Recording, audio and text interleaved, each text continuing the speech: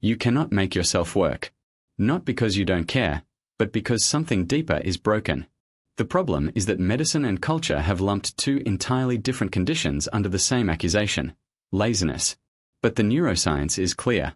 Burnout is a clinical syndrome with measurable physiological changes in the stress response system, cortisol dysregulation, HPA axis dysfunction, and structural brain changes in the prefrontal cortex. Laziness, by contrast, has no physiological signature. Treating burnout as laziness, with more discipline, more willpower, more productivity hacks, doesn't just fail. It makes the condition worse. Christina Maslach, whose 2016 World Psychiatry paper is the defining modern framework for burnout, describes it as a psychological syndrome emerging from chronic workplace stress with three specific dimensions: emotional exhaustion, depersonalization, and reduced personal accomplishment. This is not vagueness or malaise. It is a measurable, reproducible condition with documented neurobiological correlates that distinguish it from depression, laziness, or simple fatigue. This video is grounded in 5 peer-reviewed studies from World Psychiatry, Journal of Social Issues, Psychological Bulletin, and Journal of Applied Psychology, covering the clinical definition of burnout, its overlap with depression, and the evidence-based recovery protocol. The cultural equation of burnout with weakness or lack of discipline is not just unhelpful, it is scientifically wrong. Burnout is most commonly observed in high-achieving, deeply committed individuals who overextend chronically without adequate recovery. Freudenberger's original 1974 clinical description specifically noted that the most burnt-out individuals were the most idealistic and hard-working. The condition results from depletion, not from insufficient effort. The clinical consequences of unresolved burnout extend well beyond work performance. Bianchi et al.'s 2015 Psychological Bulletin meta-analysis found that burnout and major depression share approximately 40% of their variance, meaning advanced burnout frequently transitions to clinical depression if untreated. Physical health consequences include elevated cortisol causing metabolic disruption, immune suppression, cardiovascular risk, and disrupted sleep architecture. Burnout is not a productivity problem. It is a health emergency. Burnout and laziness present with overlapping surface symptoms. Both involve reduced output and avoidance of tasks. But the differentiating features are physiologically and psychologically distinct. Sonnentag and Fritz's research on recovery from job stress provides the key diagnostic framework.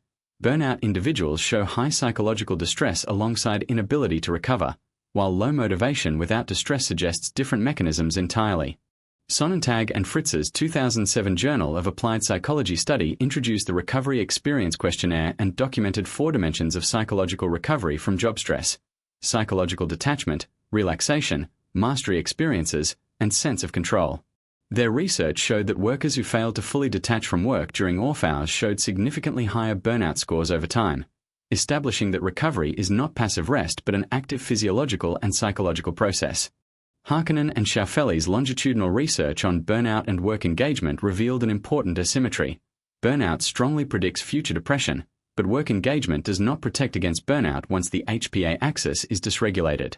This means that passion for work, often cited as burnout prevention, is insufficient protection if recovery practices are absent.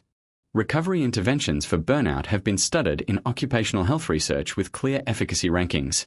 The most effective interventions address the core deficits: cortisol regulation, psychological detachment, and restoration of meaning, rather than focusing on time management or productivity. Burnout develops through a predictable physiological cascade. Understanding this mechanism explains why standard approaches, pushing harder, taking short breaks, caffeine, fail, and why the recovery protocol must address each stage of the depletion cycle. The evidence-based recovery framework for burnout addresses 4 pillars simultaneously: physiological restoration, psychological detachment, demand reduction, and meaning restoration. Addressing only 1 or 2 pillars produces partial recovery that frequently relapses. Recovery from clinical burnout follows a predictable timeline when all 4 pillars are addressed. The first weeks focus on physiological restoration. Later weeks address the psychological and structural changes required to prevent recurrence. The daily implementation of burnout recovery requires consistent action across physiological, behavioral, and environmental domains. These 6 actions form the evidence-based core of the recovery protocol.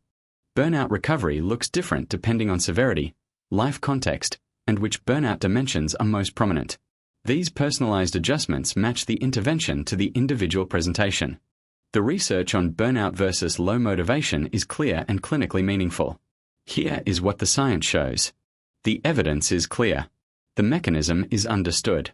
And the steps to recover are within reach, but only if you correctly identify what you are actually dealing with. Follow MedBrief Today for more science-backed health insights, explained clearly.